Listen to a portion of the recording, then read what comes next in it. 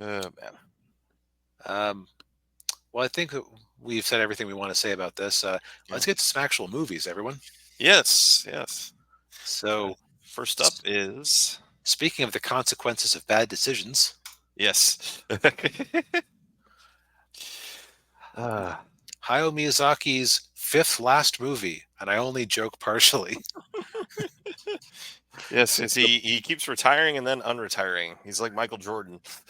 Yeah, I think what's happening is that he's how old is he at this point? 70 something. Yeah, at least. Yeah. Miyazaki age. He is 83. Okay, I Oh, underestimated. okay. Wow. Huh, he was born in 1941. Like was I Mm. guess he could remember a little bit of the war, Yeah, maybe a little bit. Yeah. but probably just grew up in like the post-war period, which was not too happy as we saw in Godzilla minus one. No, it wasn't. Yeah. Yeah, it took him a while to bounce back from that. But what I suspect keeps happening is he says, "Okay, this is my last movie." I mean, he's probably going, "Well, I'm an old man. Will I have it in me to do another movie?" And then he, stops for a bit, then comes up with another movie idea, and off we go into onto another last movie. Yeah, a bit like one of his proteges, Hideki Anno, who, of course, is the creator of Evangelion. He Mm. kind of did that for a little while, where he's like, "No, I'm done with Evangelion," and then he goes back to Evangelion, and Movies then later. yeah, But uh, now to bring up this actual movie here. yes, So Boy and the Heron is, I would say, do you ever get to the point with a creator where you think you've seen too many of their things? yes, And it's like you can kind of see a lot of the tropes and style and decisions over and over again. yeah, yeah, That's kind of how I feel about The Boy and the Heron. mm. Yeah. I can kind of see that. Yeah, Um, so he definitely isn't breaking any new territory for himself because, and let me just pull up the Wikipedia page so I have some character names in front of me because oh yeah, let's see here. That's right, Mahito. How could I forget the main character Mahito's name, considering that I kept thinking like the alcoholic beverage. yeah, But so Mahito is a young boy growing up in Japan during the war, and during a firebombing, his mother is unfortunately killed in a very horrific way. mm. Because like with the firebombing, like being at ground zero of the firebombing was probably a more painful and slow death than being at ground zero for Fat Man. Yeah, yeah. Yeah, yeah, being ground zero for that, yeah, you're not feeling it. It's just you're there and Exactly. then you're not. Yeah. Yeah, but uh, he ends up being kind of it's now I wasn't quite clear. Is the bulk of this movie taking place in um, in the during the war or is it post-war? Um, I that's asked. yeah. I wasn't entirely clear because I kind of felt like it could have been post-war because of things seem to be more peaceful, but also um, so sidebar. Miyazaki has a love of drawing elaborate vehicles that can be quite how to put it fanciful. Yeah. Uh, so I saw these bizarre looking tanks in the one scene where they had like the military column going down the street, and I at first thought that that was an American military column. It's like, oh, okay, this is occupation time. Yeah. But what is that stupid tank he drew? No one would ever make a tank like that. And then the thought occurred to me: what if that's a Japanese military column and it's a Japanese tank? Yeah. And the silly tank was in fact an actual Japanese model when I looked it up. Yeah. Well, according to the Wikipedia page, it is during the war. So, Okay, and that makes sense later because you see like what I suspect were a bunch of domes for Mitsubishi Zero fighter craft that were being kept in a building up in the mountains. Yeah. So okay, so thank you for confirming. But Yeah. basically, his mom dies. Hmm. He's horrified, and his dad proceeds to marry his mother's nearly identical sister, Yeah. impregnates her, and then introduces them.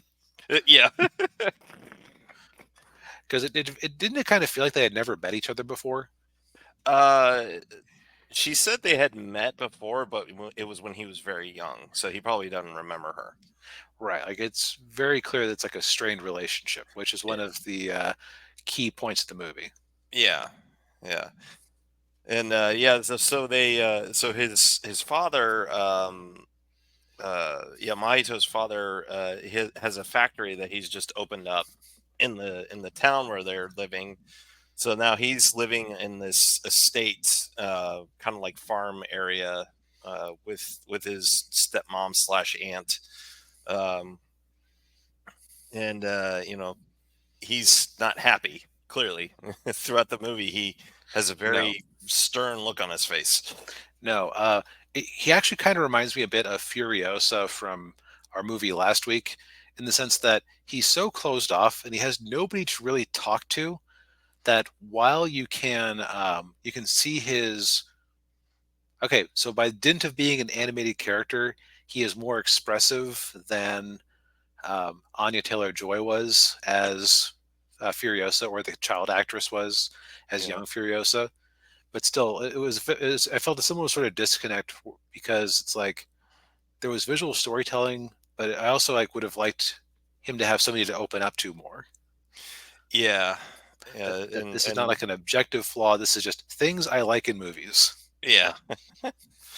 Um, but yeah, so then he starts kind of exploring the area, and he finds this tower where these little old grannies who are like nightmare fuel looking characters.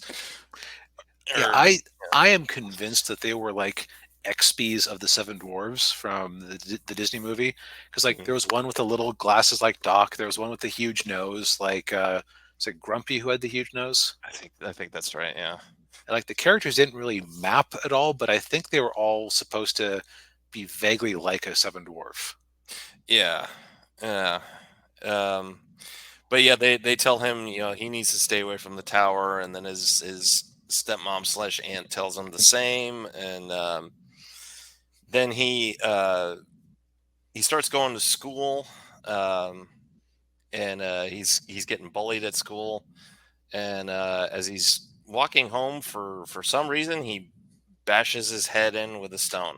Well, what happens is he gets in a fight at the school, and then on the way home, he bashes his own head with a stone, giving him this scar we see here. Yeah, Um, and what I think was going on was he was just like he just didn't feel like he fit in. He was just very troubled, and so he just wanted the attention. He wanted to be taken out of the school. Maybe he was just trying to get his dad to pay attention to him.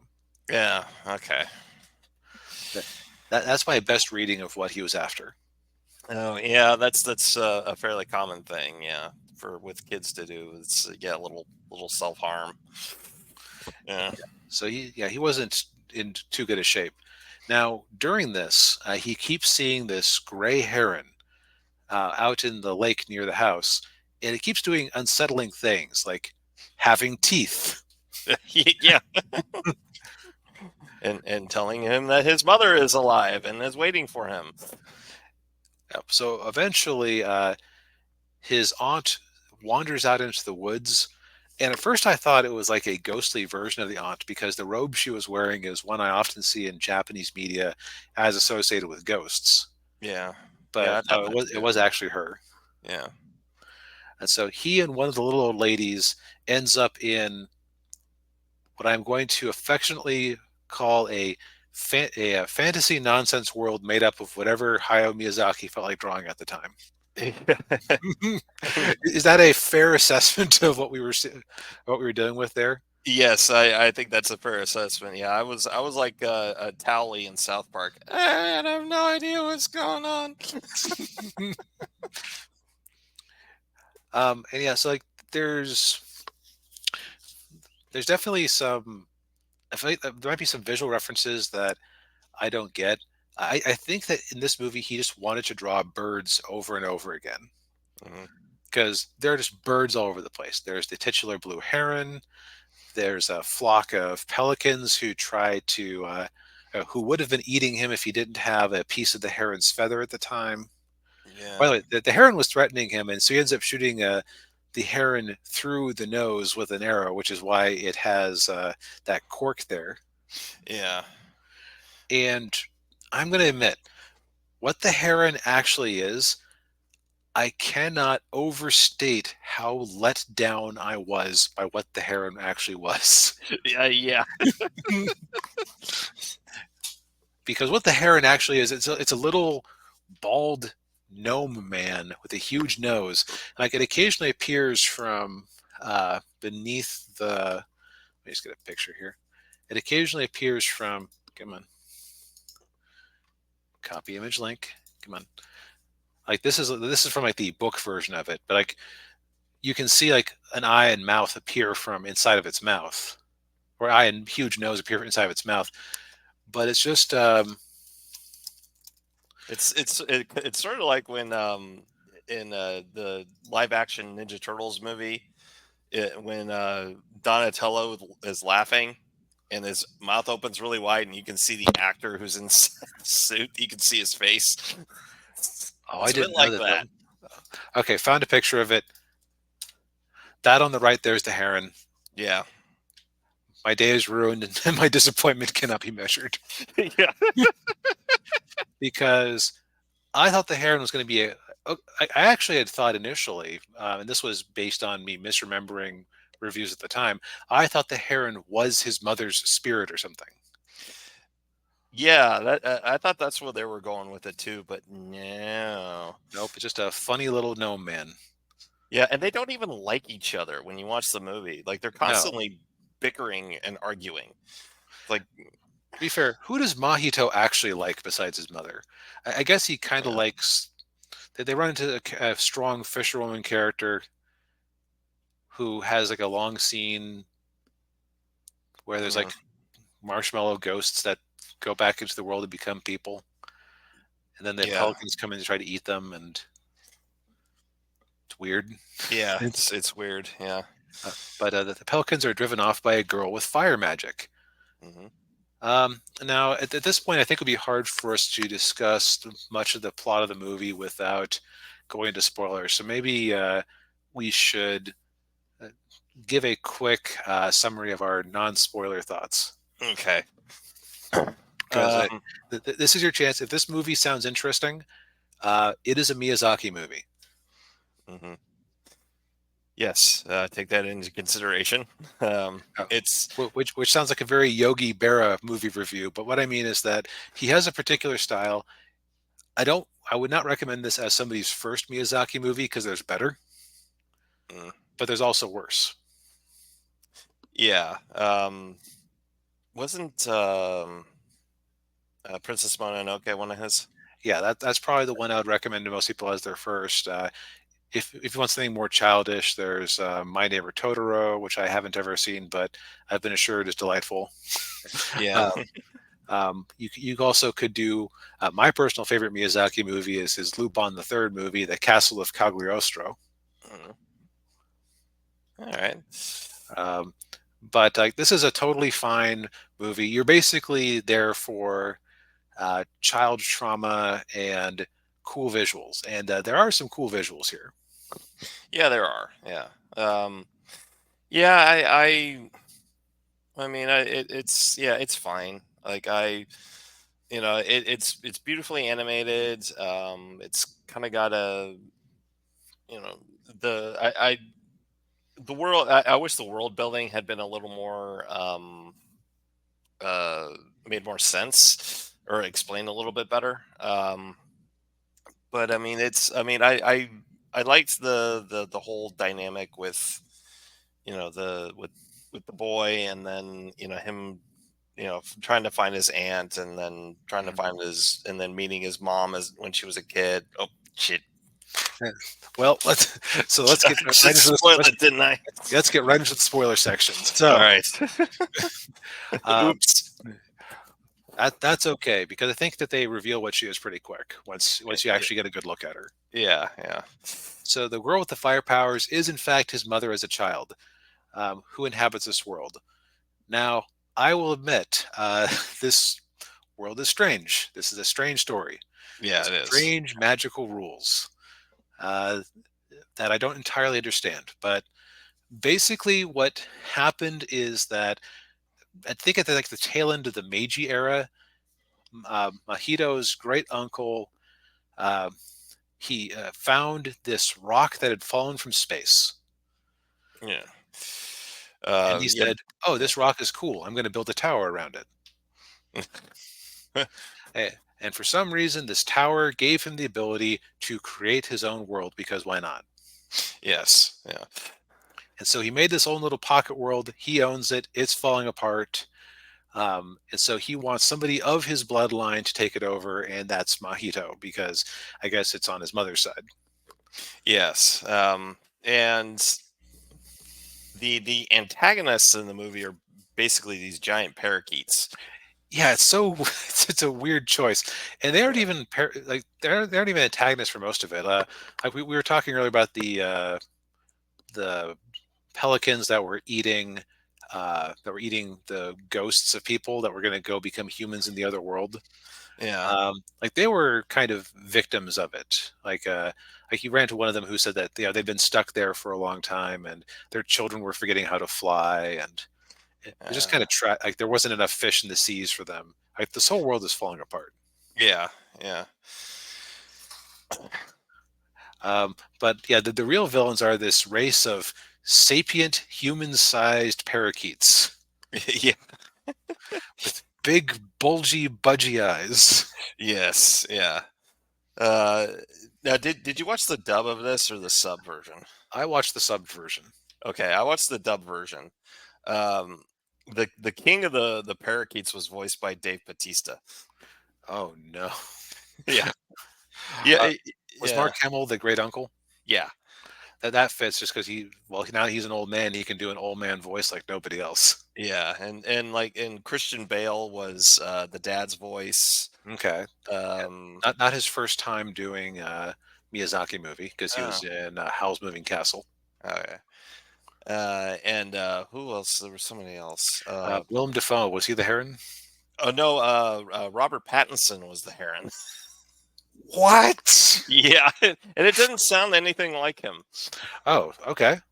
Yeah. Like, what kind of a voice was he putting on? Because okay, in Demon Slayer, how they have the crows that give the message that I sound like they're cawing all the time.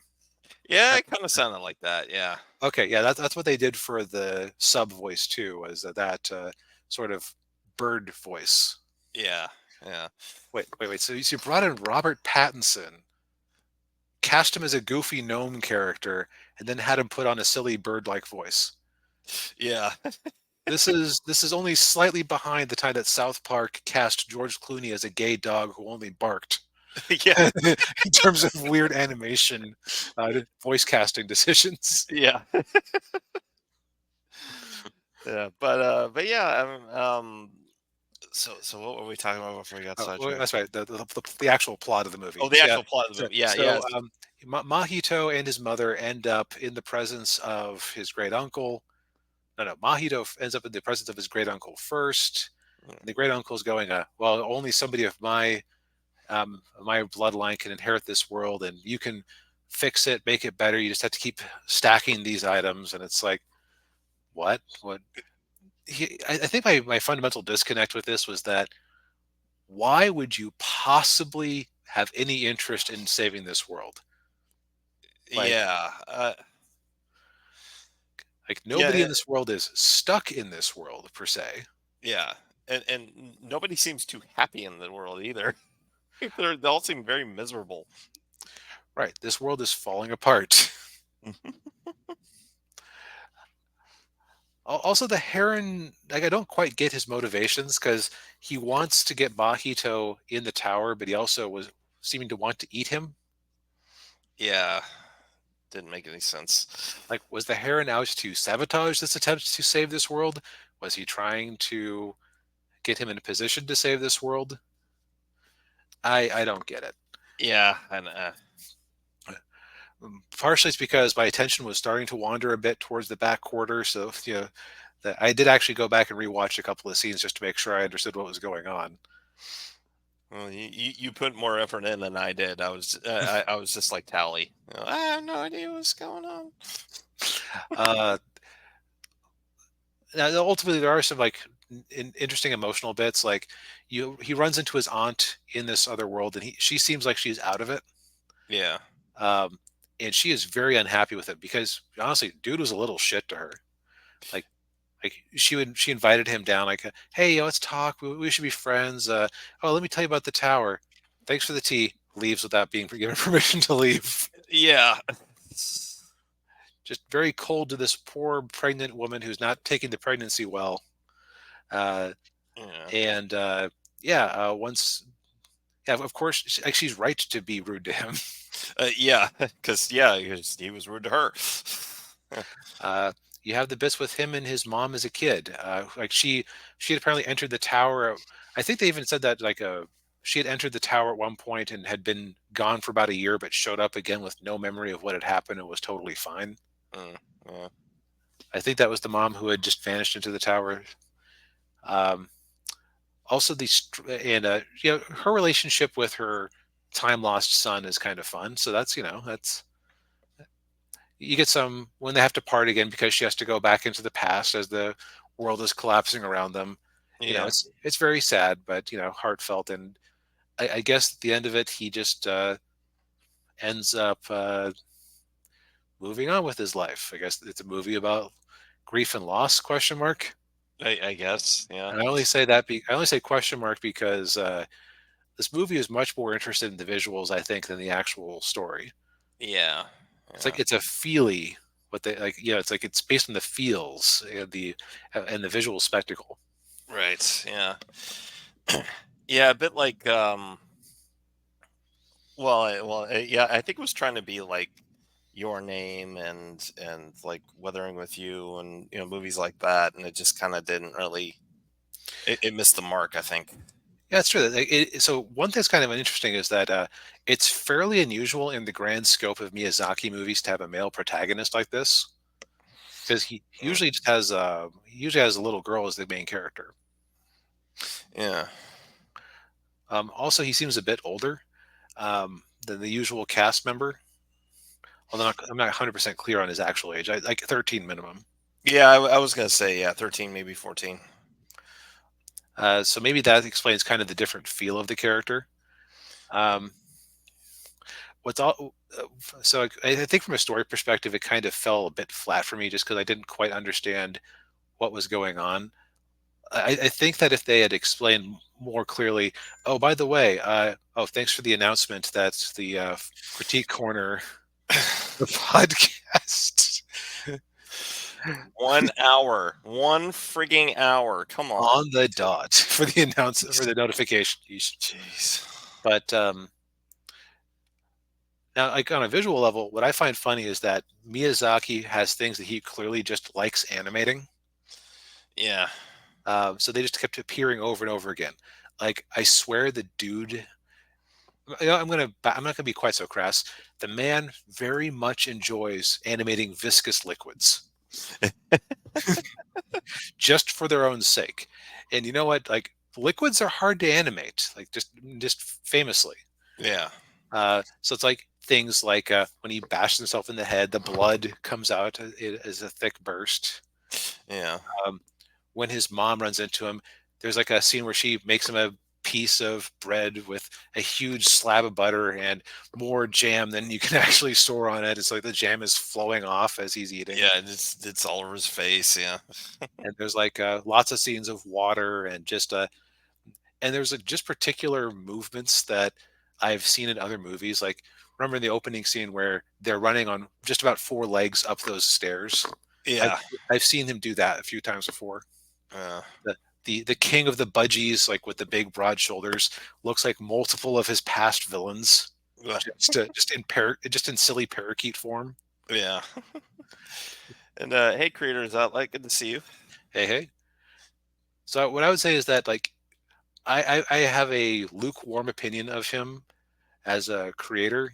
Mhm. So where other people would point at those little visual references and tropes and repeating elements and go, "Ha, that reminds me of the thing, dopamine time." Yeah, yeah, I just kind of went, "Huh, okay, that he's making that choice again. Cool." yeah, yeah, yeah. I can see that. Yeah, it's yeah.